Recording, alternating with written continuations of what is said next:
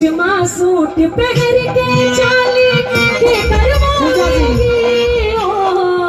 यही गाना रहेगा। मैं पूजा मानवी जी को एक चैलेंज दे रहा हूँ। हाँ जी दीजिए दीजिए। आप अपना हरियाणा डांस मुझे सिखा दीजिए। हाँ मैं आपको भोजपुरी का डांस सिखा देता हूँ। तो एक काम कीजिए, पहले आप अपना भोजपुरी सिखाइए मुझे। हाँ जी, तो ऐसा आपको करना पड़ेगा। हाँ जैसा आप करोगे वैसा मैं करूँगी। लहरा बजा के ले आओ जी, लहरा।